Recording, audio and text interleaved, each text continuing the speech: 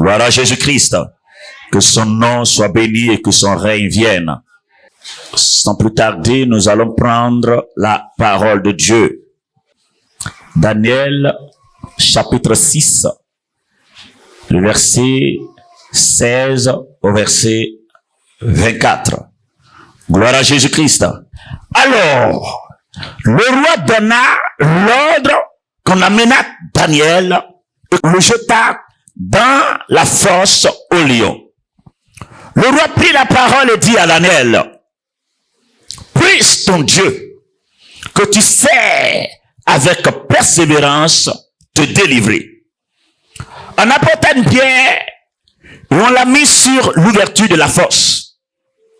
Le roi la scella de son anneau et de l'anneau de ses grands, afin que rien ne fût changé à l'égard de Daniel.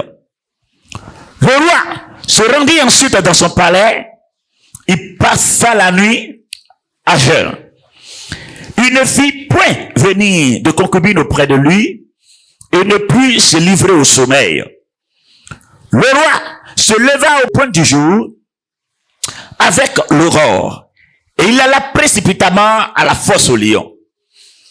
En s'approchant de la fosse, il appela Daniel d'une voix triste.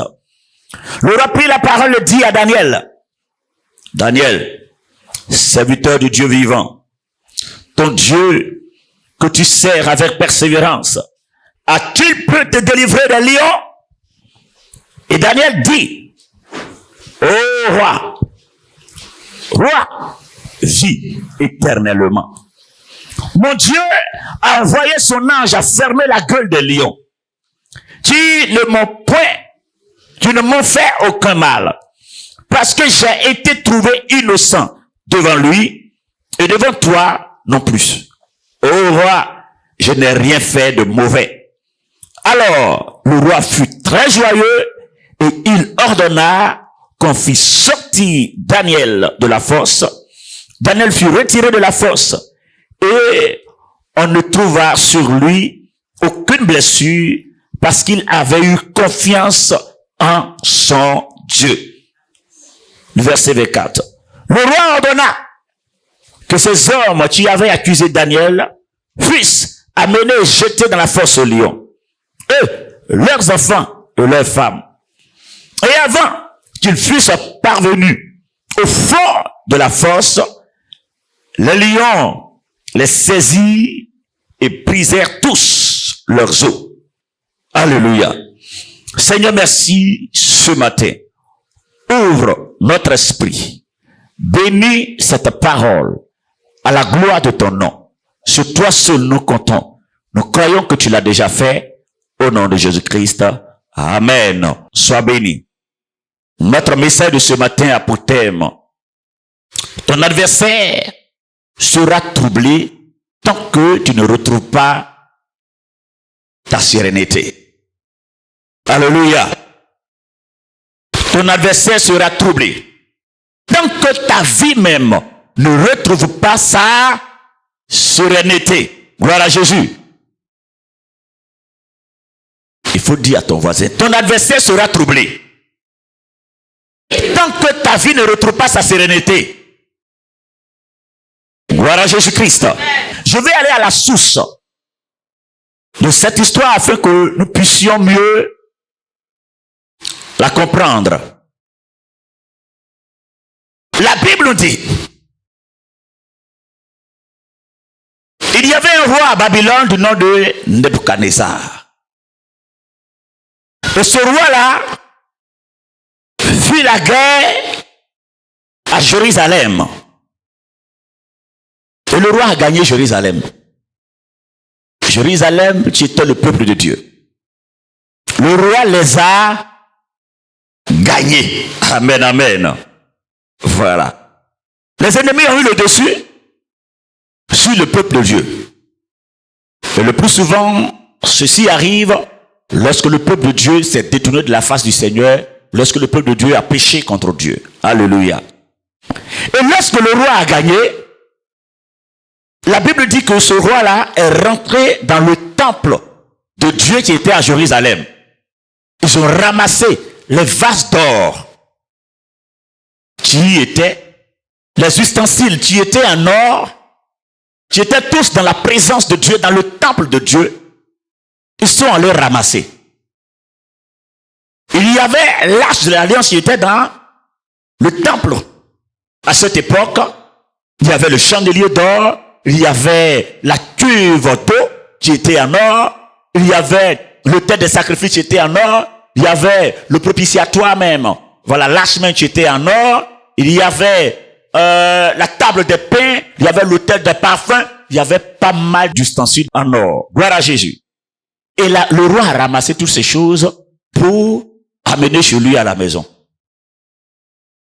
Et il a ordonné qu'on regarde aussi parmi les enfants d'Israël, qu'on prenne des jeunes gens beaux de visage, des familles nobles, des familles royales, on les ramasse, qu'on l'amène aussi à Babylone avec eux. Alléluia. C'est alors que la Bible dit ce jour-là, ils vont prendre les enfants de Juda. Parmi ceux qu'ils ont pris, il y avait aussi des enfants de Juda, c'est-à-dire des enfants qui sont de la tribu de Juda. Et ceux qui étaient de la tribu de Juda, qu'ils ont pris, il y avait Daniel, Anania, Miskaël et Azaria. Voilà Jésus. Lorsqu'ils sont arrivés, ils ont changé leur nom. Parce que on les prend, ce sont des noms hébreux. Donc, arrivés à Jérusalem, comme on appelle ça, à Babylone, ils vont complètement changer leur nom. Alors, arrivé là-bas, Daniel, on l'appelle plus Daniel, il va s'appeler Belshazzar. Anania, ils vont changer son nom, il va s'appeler Shadrach. Miskaël, ils vont changer son nom à Meshach. Azaria, ils vont changer son nom aussi à Abel-Nego. Gloire à Jésus. Et lorsqu'ils sont arrivés en cet endroit, à Babylone, la Bible dit que ce roi-là, il va commencer à utiliser les ustensiles qu'il a pris dans le temple, dans le tabernacle, comme on appelle ça, dans le temple de Dieu à Jérusalem.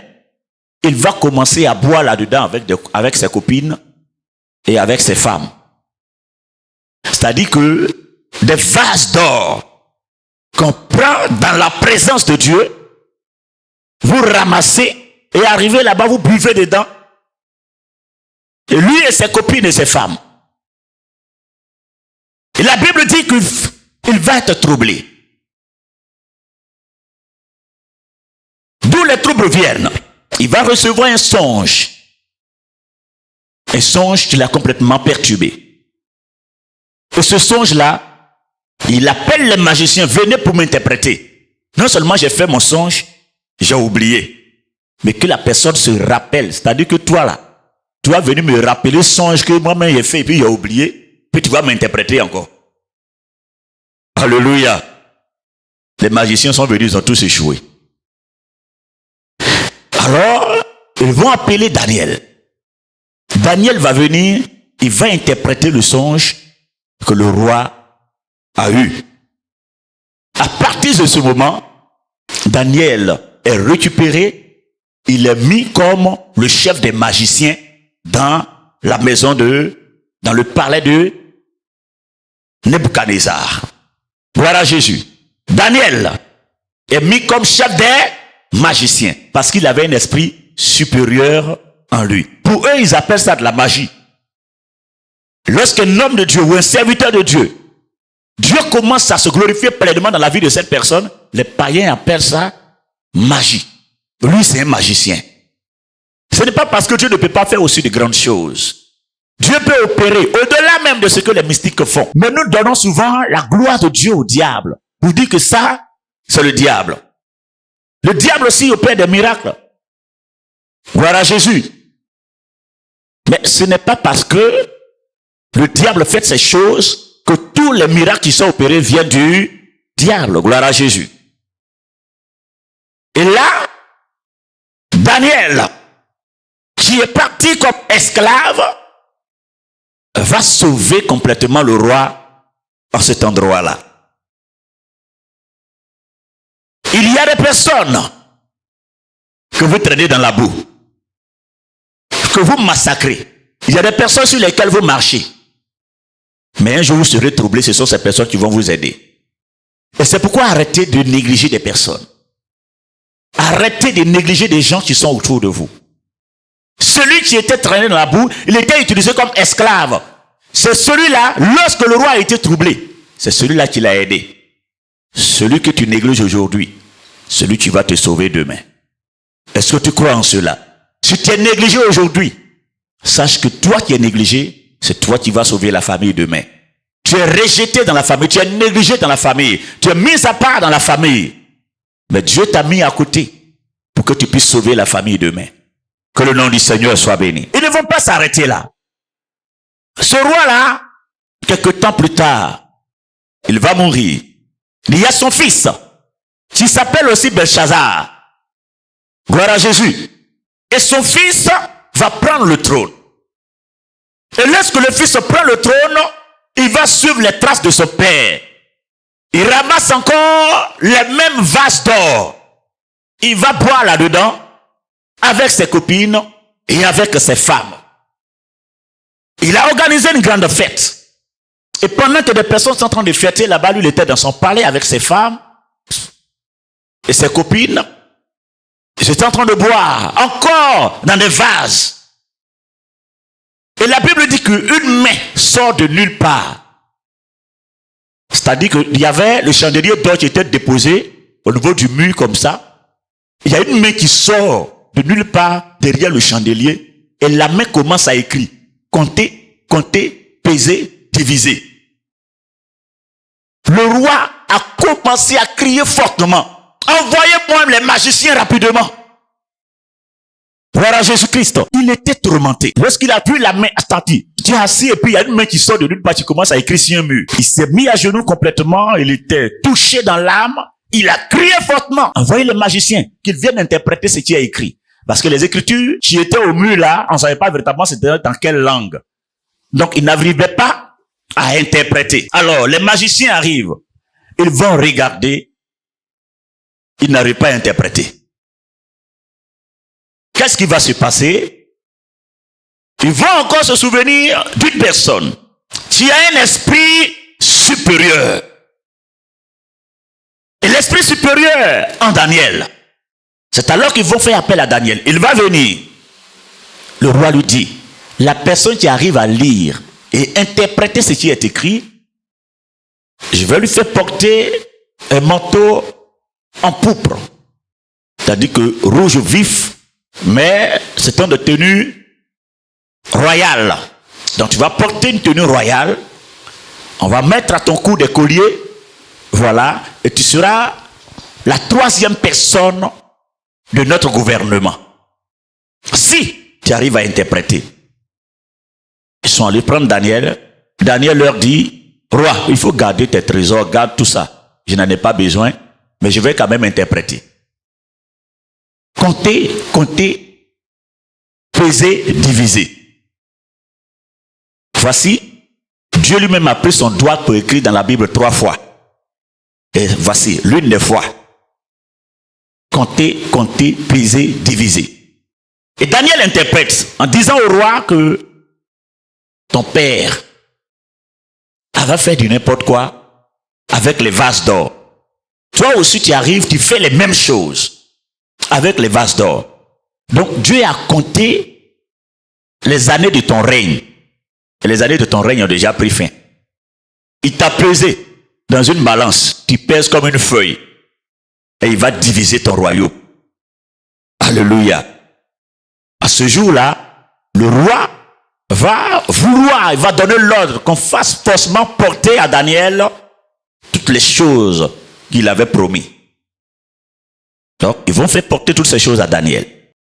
La Bible dit dans cette même nuit-là, un autre roi, le roi de Mède, c'est-à-dire il y a Mède et Peste ou Médo-Peste. Le roi de Mède va venir du nom de Darius, il va réussir à tuer le roi Belshazzar. Alléluia. Vous voyez, il y a des cadeaux que vous recevez qui sont des cadeaux empoisonnés. Le cadeau que le père, son père a pris, les vases d'or qu'il a pris là-bas, ont occasionné lui-même sa mort. Les mêmes vases d'or ont occasionné la mort de son fils. Ce n'est pas tous les cadeaux qu'il veut récupérer. Le cadeau qu'il a pris là-bas, ça l'a emporté. Ça a emporté son fils.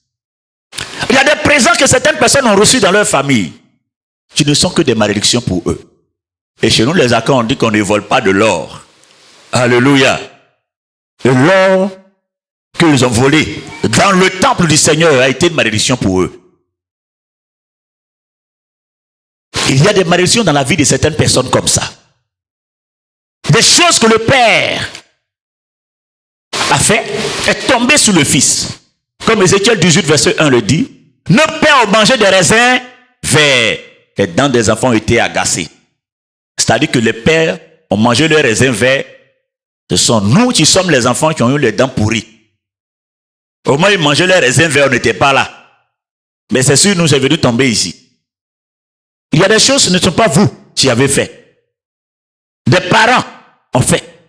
Mais c'est sur vous que ça tombe. Et ce matin, peu importe ce que les aïeux ont fait, parce que tu as accepté Jésus-Christ, aucune malédiction ne pourra dominer ta vie au nom de Jésus-Christ. Il est écrit en Romains 8, verset 1. Il n'y a plus de condamnation pour ceux qui sont en Christ Jésus. Parce qu'il a été condamné pour toi. Afin que cette malédiction s'arrête d'une manière définitive de ta vie. Gloire à Jésus. Maintenant qu'on arrive au roi Darius. La Bible dit que Darius va prendre la résolution d'implanter 120 satrapes. Ce qu'on appelait des satrapes, c'était des gouverneurs de province. C'est-à-dire, nous avons fait la guerre, nous avons gagné. Donc, les endroits où nous avons gagné là, on met un chef là-bas, un gouverneur en cet endroit-là. Donc, comme ici, il y a gouverneur du district d'Abidjan, voilà. Donc, dans chaque district, il y avait 120 districts, il va mettre des gouverneurs en ces endroits. Et Daniel, le roi a choisi aussi Daniel pour le placer à un endroit. Il était comme le troisième satrape. Le troisième gouverneur de province. La Bible dit que le roi aimait Daniel au point de vouloir le mettre comme le premier. Mais troisième que Daniel était là, la Bible dit que des personnes, c'est-à-dire les mêmes satrapes, parmi les collègues de Daniel, des personnes vont se lever et comploter contre lui. Pourquoi celui-là, il est brillant comme ça? Pourquoi il est intelligent comme ça? Pourquoi il est sage comme ça? Comment il fait pour être si brillant, si intelligent? Il faut qu'on réussisse à le faire tomber. Ils vont commencer à fouiller dans sa vie. On fouille dans sa vie, dans sa maison. On ne trouve rien de mauvais. Avec quoi on va l'accabler pour qu'il soit jeté, pour qu'il meure? À cause de lui, son intelligence. À cause de lui, sa sagesse. À cause de lui, sa grâce. Des personnes se lèvent afin de le détruire. Vous comprenez combien de fois vous souffrez? À cause de la grâce de Dieu qui est sur toi, des personnes se lèvent contre toi. Pourquoi tu es intelligent? C'est Dieu qui m'a fait grâce. Pourquoi tu es sage? Pourquoi tu comprends les choses comme ça? Pourquoi tu évolues? On ne peut pas que celui-ci évolue.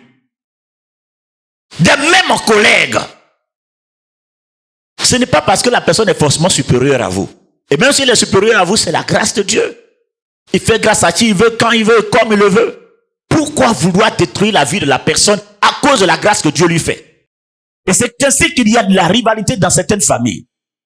De la jalousie dans certaines familles. Ta propre soeur, ton propre frère qui se lève contre toi à cause de la grâce que Dieu te fait. Pourquoi vouloir faire ces choses? Pourquoi? Caïn qui se lève contre Abel à cause de ce que Dieu a créé son sacrifice. Deux frères, la sorcellerie domiciliaire. Sorcellerie dans notre maison. Vous n'avez jamais appris qu'il y a de la rivalité parmi certains frères et sœurs? De la rivalité. Il y a aussi des parents qui eux-mêmes occasionnent ce genre de choses. Préfèrent certains enfants par rapport à d'autres. C'est celle-là que j'aime. Comme celle qui te donne pain, tu l'aimes. Celle qui te donne pas de pain, tu l'aimes pas. Pourtant, c'est ton enfant. Alléluia. Pourtant, c'est ton enfant. Avant-hier, vendredi, à la réception, il y a une jeune fille qui est venue avec sa maman. Elle en voulait véritablement à sa maman. Mais c'est des choses qu'elle n'a jamais dit à sa maman. Il y a une situation, il y a un blocage dans sa vie. Les gens ont beau jeûner, beau prier pour ça, le blocage est là. Tout simplement à cause de quelque chose qu'elle garde dans le cœur contre sa mère. La Bible dit, honore ton père et ta mère afin que tu vives longtemps.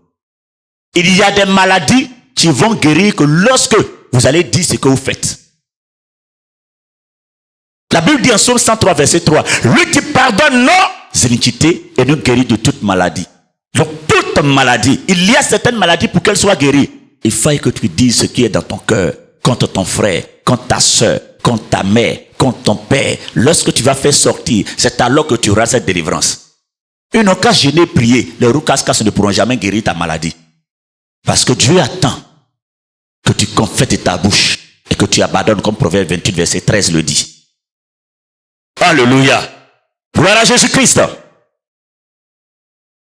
Ce sont deux sœurs de pères différents. Et les deux sœurs, l'une des sœurs avait son père assis financièrement. Et l'autre, son père ne faisait rien. Alléluia. Et la femme, elle a eu deux filles avec deux messieurs. Il y a un qui est vraiment assis financièrement, l'autre n'a rien. Et celle dont son père n'a rien, la mère ne fait rien avec cette fille. Celle dont le père a l'argent, voilà, tu vois pas? Il y a ta sœur. Elle est l'exemple qu'il faut. Elle est simple, elle est compréhensible. Parce que sa sœur, comme elle a quelque chose, va donner des cadeaux tout le temps à maman. C'est ta sœur qui est l'exemple. Toi, tu es là comme ça, tu fais rien, tu traînes dans ma maison. Pendant que celle-même, dont le père n'a rien, elle est la plus brillante. Très, très intelligente. Alléluia. C'était compliqué. Jusqu'à ce qu'elle arrive en classe de 3e, elle était elle-même, c'est-à-dire que les parents veulent qu'elle arrête. La mère veut qu'elle arrête d'aller à l'école. Le père n'a rien pour continuer. Il dit, mais ton papa n'a rien, il n'a jamais rien. Donc, école à toi, tu vas arrêter pour toi là. Puisque ton papa n'a pas l'argent pour que tu puisses continuer. L'autre là, c'est son papa qui envoie l'argent. Donc, on va pas envoyer, elle va pas prendre l'argent que son père envoie pour ses études pour te donner. Donc, elle va continuer, toi, tu vas rester. Et la jeune fille, qu'est-ce qu'elle va faire? Elle se lance dans la prostitution. Et c'est l'argent de la prostitution qu'elle prend pour payer ses cours. Une jeune fille qui se prostitue pour payer elle-même ses propres cours. Et elle en avait sur le cœur contre sa mère. Jusqu'à ce qu'elle arrive en classe de terminale. Elle a payé ses cours jusqu'en terminale. Elle a fait une fois, elle a échoué. Deuxième fois, elle a échoué. Elle était complètement touchée dans l'âme. Parce qu'elle voulait absolument réussir. Pour dire à sa mère que peu importe la négligence, le Dieu en qui je place ma confiance est capable de changer quelque chose dans ma vie. Et celle qu'on a toujours aimée, comme elle était dans de meilleures conditions, elle a eu son bac. Elle est allée en France pour continuer là-bas. Et depuis elle est partie en France, ça fait 6 ans. Elle a coupé avec sa maman. Elle parle plus avec. Quand sa maman l'appelle, elle coupe. 6 ans, elle parle plus avec sa maman. C'est alors que la mère va commencer à s'approcher de celle qui est ici. Vous voyez des mères comme ça? Alléluia. Certaines mères détruisent les enfants. Lorsque vous faites votre choix. Vous savez, on ne peut pas forcément aimer deux personnes de la même manière. Alléluia. Même parmi les enfants, il y a forcément un enfant que tu peux plus aimer que l'autre. Mais tu n'es pas obligé de faire savoir directement à tes enfants alors que c'est celui-là qui est mon préféré. Voilà Jésus. C'est celle-là qui est ma préférée. Ce n'est pas bien. Donc, les deux sont venus afin qu'on prie pour que cette fois-ci, son bac marche. Puisque ça fait 6 ans qu'elle n'est plus allée à l'école. Les 6 ans où l'autre est là-bas, elle ne va plus à l'école. Et pendant toutes ces 6 années, elle gère sa prostitution. Donc, je lui ai dit, fais l'effort, arrête cette vie que tu mènes. Le Seigneur va prendre bien soin de toi. Alléluia. Mais on prie, ça ne fonctionne pas. Je dis que pour toi, ce n'est pas une histoire de sorcier ou de démon ou de... Non. Plusieurs ont révélé que c'est la sorcellerie. C'est pas sorcellerie. Le problème, c'est toi-même. Il faut te libérer. Quand je dis il faut te libérer, elle a commencé à fondre en larmes. Et sa maman est venue, me dit, explique. Combien de fois tu en veux à ta mère? Vous mettez la main dans la même assiette, mais tu l'en veux. Tu veux te venger d'elle. Soyez des bonnes mères. Donc, il y a des situations comme ça. Une rivalité, une jalousie. Est-ce que là, qu'est-ce qui va commencer à préférer une autre par rapport à ses autres frères et sœurs? Automatiquement, il y a une rivalité qui va s'installer entre les deux ou les trois.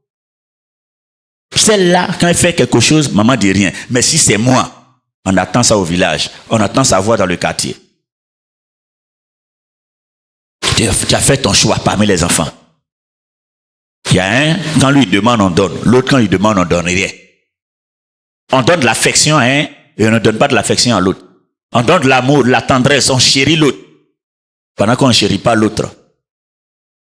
Et celui qu'on ne chérit pas, on l'en veut à sa vie tout le temps.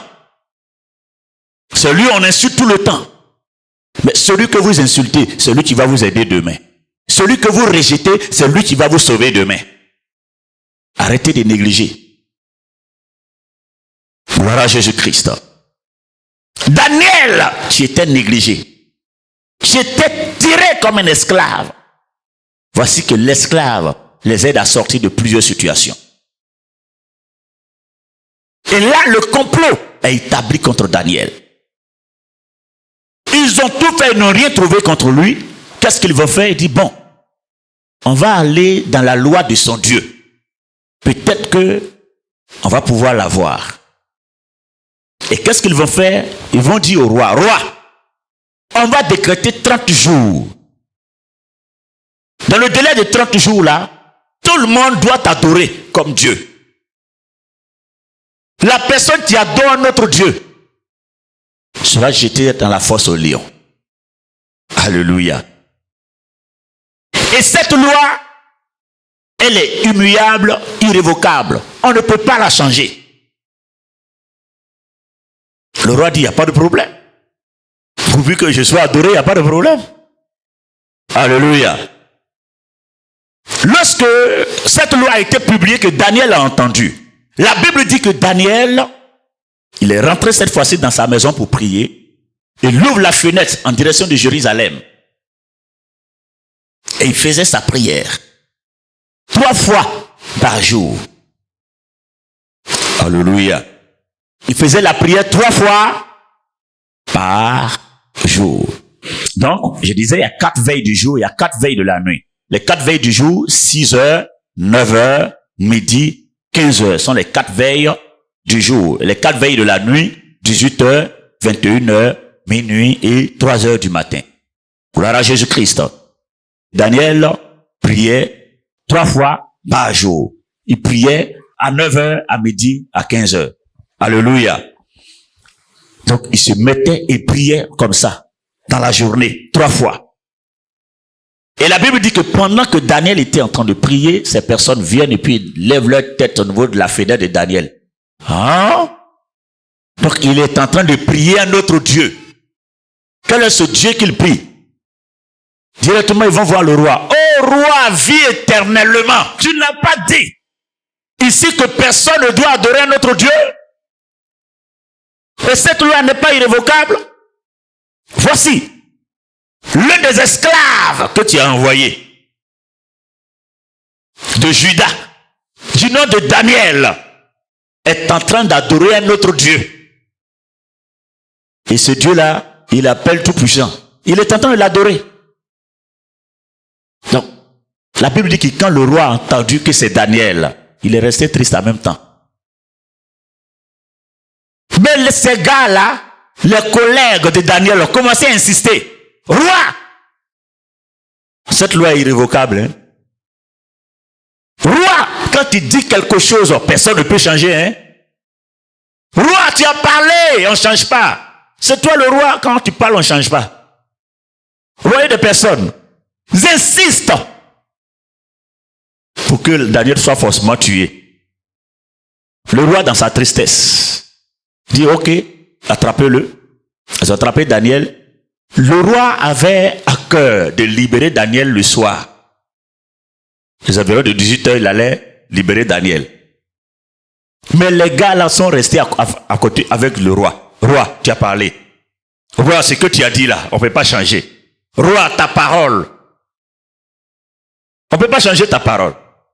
Il y a toujours des gens qui complotent contre vous. Et c'est eux qui sont toujours en train de corrompre votre chef de service pour que tu sois chassé de cet endroit. Des collègues. Tu murmures tout le temps, c'est eux qui vont faire des rapports. Lui là seulement, là, il faut qu'il quitte dans notre service. On doit le renvoyer. On doit le chasser. Il est ici, il nous crée des ennuis. Il y a toujours des collègues qui vous créent des ennuis comme ça. Des collègues qui vont faire des médicaments contre d'autres collègues. Il faut qu'ils tombent. Il faut qu'ils ne soient plus là. Ils nous emmerdent. Alléluia. Ils nous créent trop d'ennuis. Les collègues qui complotent contre vous tomberont au nom de Jésus-Christ. Les gens qui travaillent dans l'ombre contre vous, ils tomberont avant vous au nom de Jésus-Christ. Et la Bible dit que tellement ils ont insisté, le roi dit, prenez Daniel, jetez-le dans la fosse au lion. Il y a un gros trou qu'il creuse. Il dépose des lions là-bas. Il laisse les lions affamés. Et après, lorsque ils ont des proies, ils déposent là-bas et les lions les consomment. Et toi, tu fais une bêtise, tu désobéis au roi, on te prend, on te met là-bas comme nourriture des lions. Alléluia. Et comme Daniel a désobéi, qu'est-ce qu'ils vont faire? Ils attrapent Daniel, le jettent dans la fosse aux lions. Et ils le ferment. Le roi met son cachet dessus. Waouh. Tous ces gens-là, les collègues, les grands qui étaient avec le roi, vont aussi mettre les cachets dessus. Avec les cachets qui sont dessus, personne ne peut venir enlever. C'est pour dire que Daniel est condamné à... Alléluia. Un homme condamné à être dévoré au lion. C'est comme ça les gens t'ont déjà condamné. Mais seront surpris quand tu vas sortir de là. Ils t'ont déjà condamné pour dire, lui là c'est fini, sa vie est finie. Tu ne vas jamais arriver quelque part. Mais ils seront surpris quand tu vas sortir de cette fosse là où ils t'ont déposé. Pour eux, là où ils t'ont mise, la maladie dans laquelle tu es là, tu ne vas jamais t'en sortir. Pour eux, la situation dans laquelle ils t'ont positionné là, tu ne vas jamais sortir de là. Pour eux, cette position du célibat, tu ne sortiras jamais. Cette position de chômage, tu ne sortiras jamais. Cette position de maladie dans laquelle tu es, tu ne vas jamais sortir de là. Mais seront surpris quand le Dieu Tout-Puissant, le Seigneur des Seigneurs, le Roi des Rois, lorsqu'il va se lever, il va te faire sortir de cette situation. Ils seront surpris de ta délivrance. Ils seront surpris quand ta délivrance sonnera. Ils seront surpris du miracle que le Seigneur va opérer dans ta vie. Ils seront surpris. Alléluia. Pour eux, c'est fini. Tu es condamné à périr. Mais tu sers un Dieu dont la vie et la mort sont entre ses mains. Et parce que tu le sers, il te donnera toujours la vie. Bien-aimé, la Bible dit que pendant qu'ils étaient en train de jeter Daniel là-bas, il y a une phrase que le roi a fait sortir qui est très important au verset 16. Et qu'est-ce que le roi a dit? Daniel, puisse ton Dieu que tu sers avec persévérance te délivrer. Puisse ton Dieu que tu sers avec persévérance te délivrer. Alléluia. Le Dieu que nous servons avec persévérance, c'est ce Dieu-là qui délivre.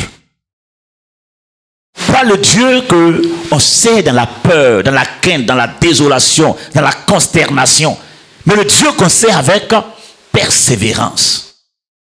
Une petite situation t'est perturbée. Mais Daniel restait malgré les lois. Il faisait ce que Dieu lui avait ordonné de faire. Peu importe la situation dans laquelle il était, il devait adorer le Dieu qu'il sait les 3 jours, les 3 fois dans la journée. Malgré qu'on l'interdit d'adorer Dieu, il le faisait 3 fois. Mon travail m'empêche d'aller adorer Dieu. Ceci m'empêche de faire l'œuvre du Seigneur. Et je n'ai pas le temps pour Dieu. Tu te donnes la santé, tu te donnes la force pour aller au travail, tu te permets de pouvoir te déplacer, et tu n'as pas le temps pour celui qui te donne cette capacité. Tu te donnes le souffle de vie. Il y a des personnes qui adorent le Seigneur matin et soir. Ces personnes sont mortes. Mais toi, tu vis. C'est une grâce. Tu n'es pas meilleur que des personnes qui meurent tout le temps. Va jeter un coup d'œil à la morgue. Il y a plus riche que toi qui meurt. Plus joli que toi meurt. Plus loin que toi meurt. Plus important que toi meurt. Mais toi, tu vis. C'est une grâce. Alors, il est important de t'adresser à celui qui te fait grâce. Va jeter un coup d'œil au CHU. Tu vas voir qu'il y a des personnes plus riches que toi qui ont des maladies incurables. Des maladies qui ne guérissent pas. Tu as faim, tu te plains. Il y a d'autres, mais ça fait des semaines qui ne gagnent pas à manger. Toi, tu arrives à manger 3 fois, matin, midi, soir. Tu ne fais que te plaindre. D'autres mangent, ils font un coup KO. Gloire à Jésus. Ils mangent une galette et puis ils dorment. La Bible dit, lorsqu'on est fidèle dans le peu de choses, il nous accorde de plus grandes choses. Mais tu n'es pas reconnaissant pour le peu que Dieu te fait grâce d'en avoir. Et tu veux qu'il te donne de grandes choses. Tu veux des millions. Pendant que quand tu as 1000 francs, tu n'es pas capable de donner 100 francs à Dieu. Mais il ne va pas te donner des millions. Si tu n'es pas capable de donner 100 francs à Dieu quand tu as 1000 francs, ne pense pas que tu vas pouvoir donner 10 millions à Dieu quand tu auras 1 million, 100 millions. Tu ne pourras pas donner 10 millions quand tu auras 100 millions. Alléluia. Parce que tu es incapable de donner 100 francs quand tu as 1000 francs. Gloire à Jésus-Christ. Soyez fidèles dans de peu de choses. Le Dieu que tu sais avec persévérance. C'est-à-dire, peu importe les difficultés, tu comptes sur lui. Tu ne tournes ni à gauche ni à droite. Peu importe la réalité que tu affrontes, que tu sois malade ou pas, tu le sers. Que tu sois en bonne santé ou pas, tu le sers. C'est pourquoi j'aime bien la phrase de Job qui dit que même si tu ne me guéris pas et que je meurs dans cette maladie, je vais toujours croire que tu es capable de me guérir. Cette foi-là n'est pas donnée à tout le monde. Une personne malade et tu es proche de la mort, mais tu dis, Seigneur, même si tu ne me guéris pas, je vais toujours croire. Même si je meurs dans la maladie, je vais toujours croire que tu es capable de me guérir. Simplement, peut-être que tu n'as pas voulu le faire. Mais Dieu n'a pas dit que tu es capable. Pourquoi je souffre comme ça? Je souffre trop. Il est encore capable. Ce mot-là doit exister dans ta vie. C'est-à-dire, ce mot persévérance doit être aussi prononcé, doit être aussi vécu dans ta situation. Persévérance. C'est-à-dire, ça va pas, mais je tiens. Ça va pas, mais je compte sur toi. Je crois que tu vas le faire.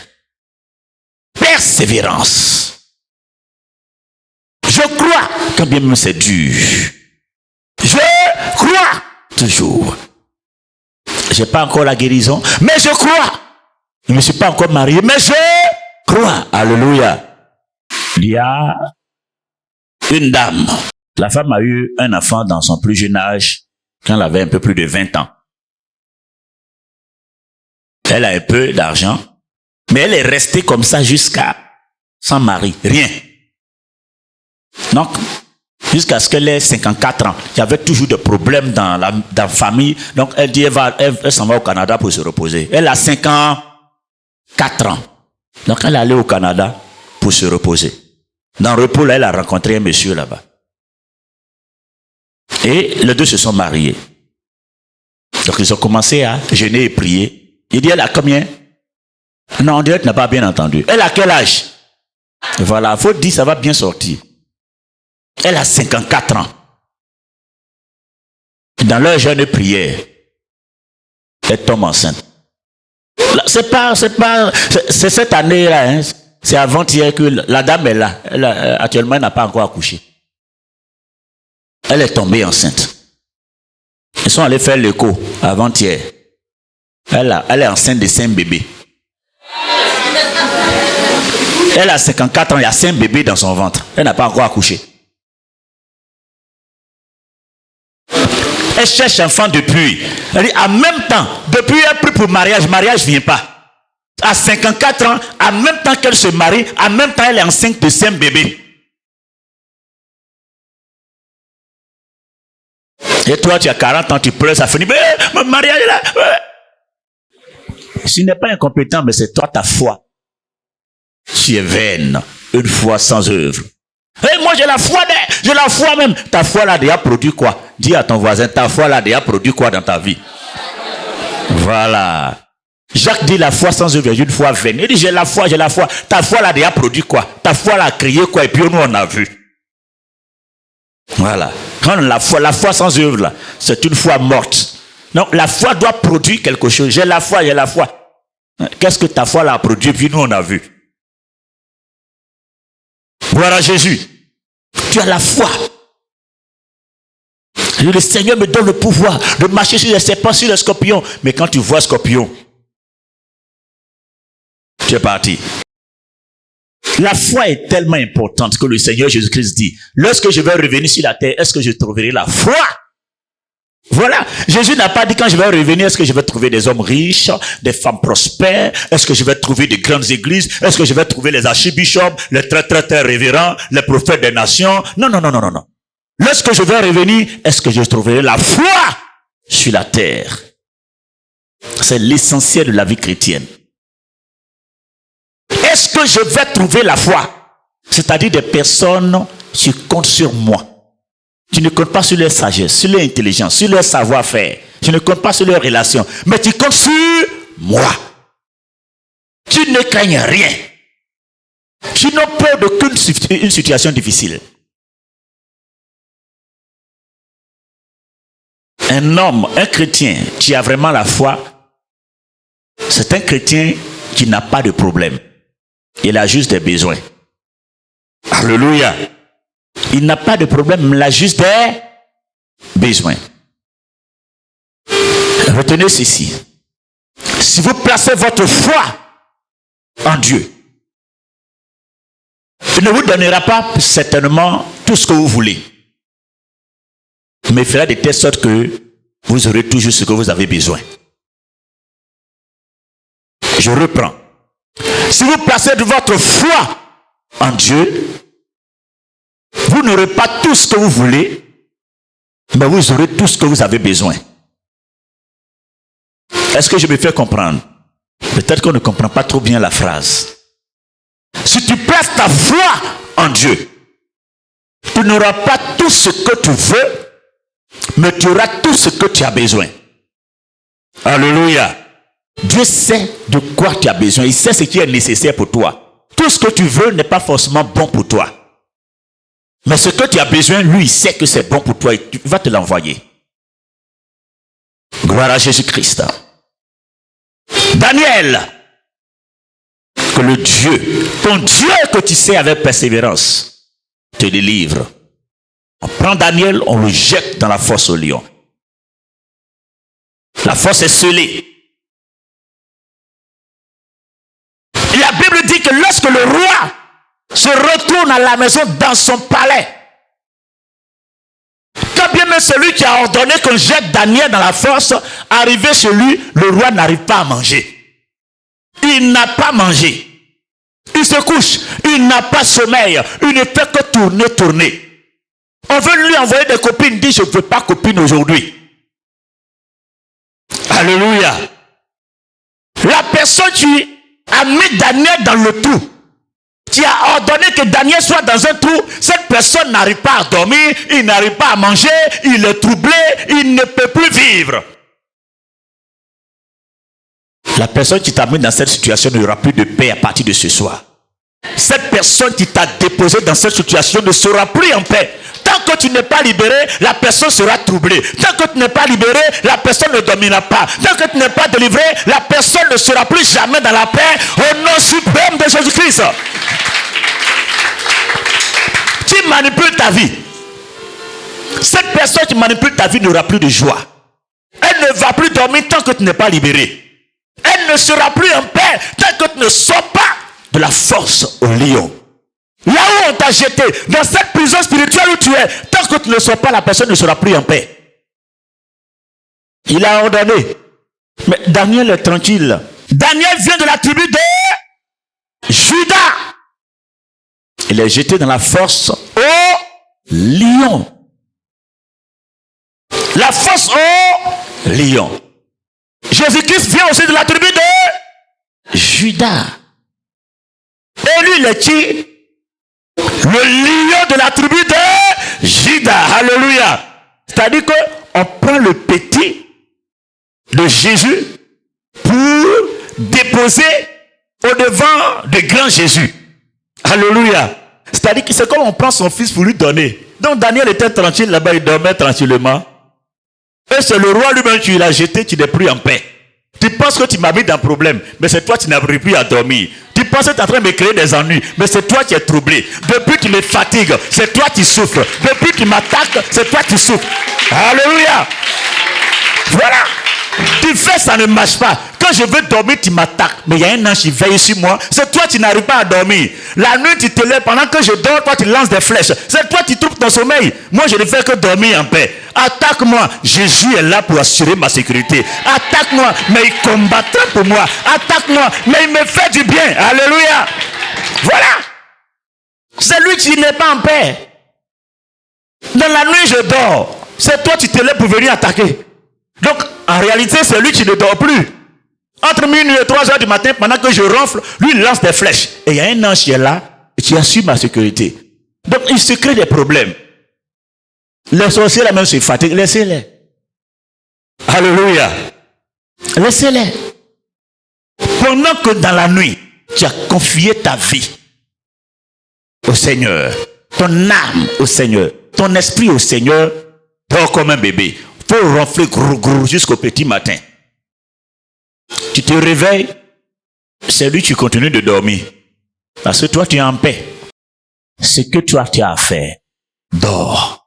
Tu as quelqu'un qui assure ta sécurité. Psaume 35 dit, l'ange de l'Éternel campe au-dessus de ceux qui le craignent pour les arracher au danger. C'est-à-dire, les gens ont l'impression qu'il n'y a personne autour de toi. Mais quand tu seras en danger, il y a un ange qui va descendre pour assurer ta sécurité. On te regarde, tu es insignifiant. Tu penses que tu n'es rien, tu n'es rien. Mais quand tu seras dans une situation où ton âme est en danger, il y a un ange qui viendra pour combattre pour toi. Brise la force du moi qui combat mon âme et t'empêche de vrai en moi. Oh, brise-moi, brise, oh, brise-moi, brise.